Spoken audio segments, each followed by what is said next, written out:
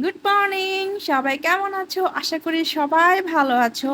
তো আজকে মেঘলা দিনে তোমাদের সাথে নতুন একটি ভিডিও নিয়ে আসলাম।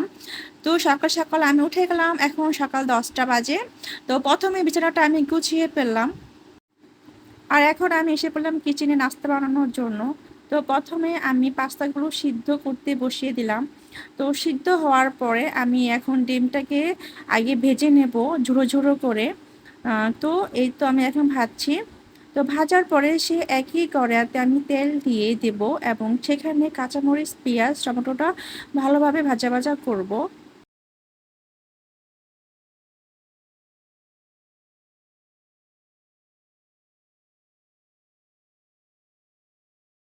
এখানে একটা টমেটো আমি দিয়েছি। আর এখানে 3 প্রকারের মশলা আছে, এখানে ম্যাগি, ম্যাজিক মশলা, আর পাস্তা মশলা, আর হচ্ছে ম্যাগি মশলা।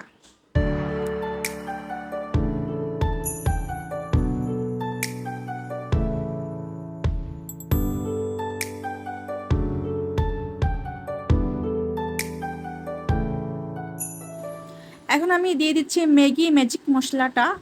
আর এর সাথে আমি ভিনেগার এবং সয়া সসটা অ্যাড করেছিলাম। তো এখন এটা দেওয়ার পরে ভালোভাবে মিশিয়ে পাস্তাগুলো এখন আমি দিয়ে দিব।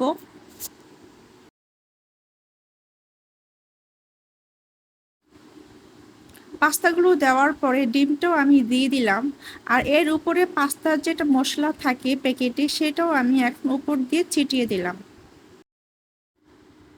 পাস্তাটা আমার হয়ে গেছে, এখন ভালোভাবে নাড়াচাড়া করে নামিয়ে ফেলবো। এই তো আমাদের ব্রেকফাস্ট রেডি। এখন আমি আর আরাফের বাবা এখন এটা খাবো। এখন হলো দুপুরের টাইম। তো দুপুরে আমি আজকে রান্না করব চিচিঙ্গা ভাজি আর হচ্ছে মুরগির মাংস। তো প্রথমে আগে চিচিঙ্গা ভাজিটা বসিয়ে দিলাম, কারণ আজকে দেখুন অনেক গ্যাস কম। এই তো জাস্ট পানিটা ফুটানোর জন্য বসাইছি, কিন্তু গ্যাসটা একদমই কম, ফুটছে না, আধা ঘন্টা হয়ে গেছে। তাই কি আর করার। তো ঝালটা একটু বেশি দিই, কারণ ঝালটা বেশি দিলে মজা লাগে।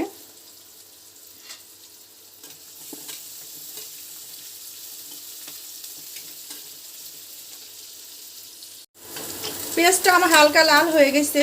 তো এখন আমি চিচিঙ্গা দিয়ে দেব। চিচিঙ্গার সাথে একটা আলুও দিয়েছি আমি।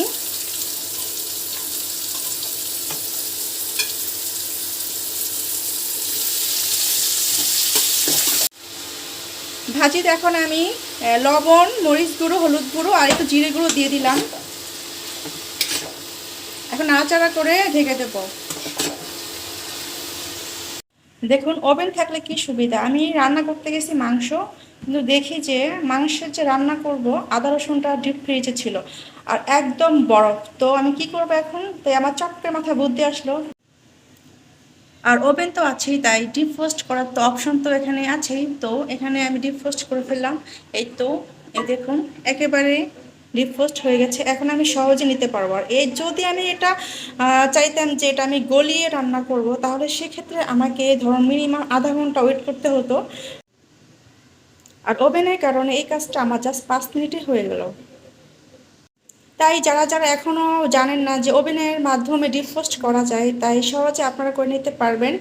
নো টেনশন, মাছ মাংস যেটাই হোক না কেন সব কিছুই ডিফ্রোস্ট করা যায়, যদি আপনারা চান যে তাড়াতাড়ি রান্না করতে।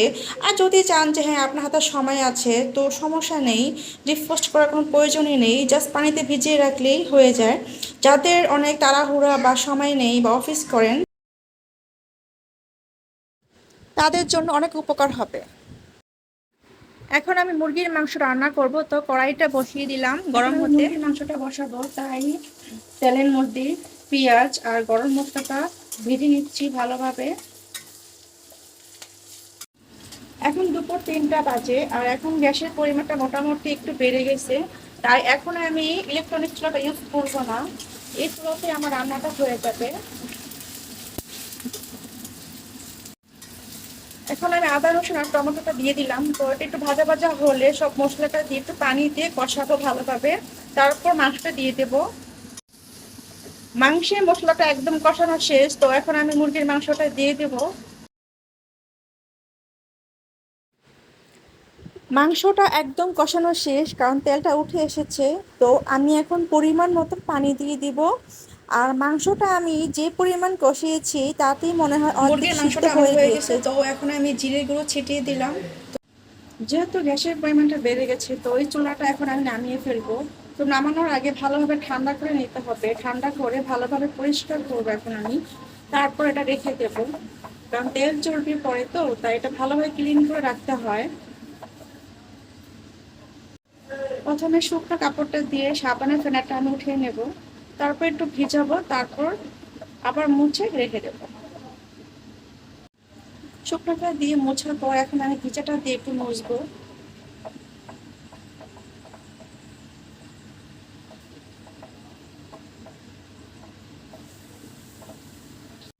আর এখন হলো লাঞ্চের টাইম, তো আমি আমার ছেলেকে আগে খাবারটা খাওয়াবো, তারপর আমরা খেতে বসবো।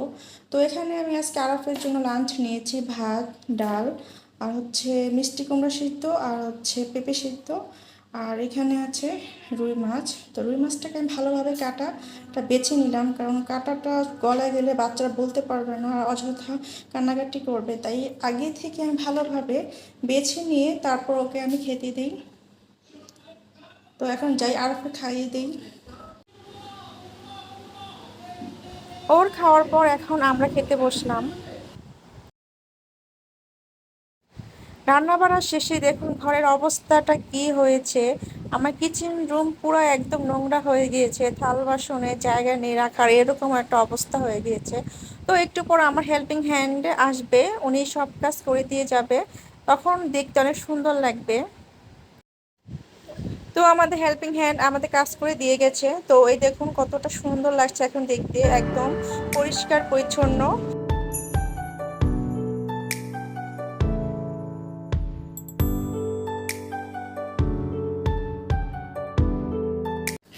এখন আমি আর আরাফ আসলাম ছাদে, এখন বিকেলবেলা ছাদে একটু ভালো লাগবে তাই। না নামো, যাও যাও,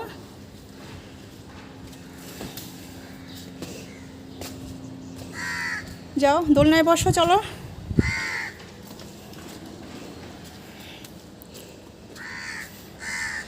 আজকে ওয়েদারটা অনেক সুন্দর, কারণ আজকে একটু মেঘলা মেঘলা, তো তাই।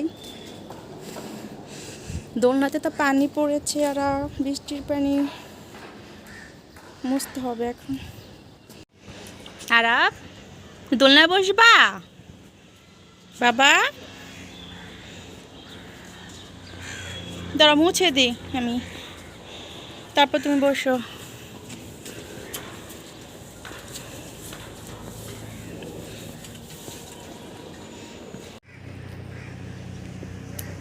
এরকম দিন আমার কাছে অনেক পছন্দ, আর মেঘলা মেঘলা আর হালকা হালকা বৃষ্টি পড়ে, খুব ভালো লাগে।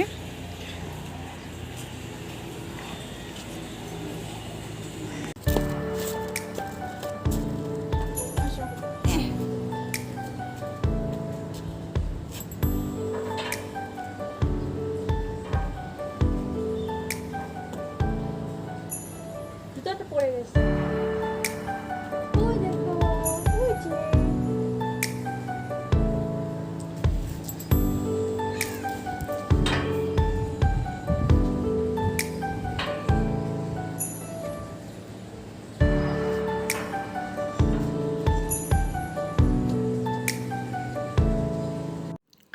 আর এখন হলো ডিনারের টাইম, আমি ডিনার করব আজকে পোলাও আর গরুর মাংস, আর এক ধরনের ভর্তা ছিল, সে ভর্তাটা করা হয়েছিল চাপা শুটকি, আর ছিল সাথে কাঁঠালের বিচি। এটা খেতে আমার কাছে অনেক ভালো লাগছে আজকে। তো আজকে ভিডিওটি ছিল এই পর্যন্তই, সবাইকে ধন্যবাদ দেখার জন্য। So tata, bye bye, good night.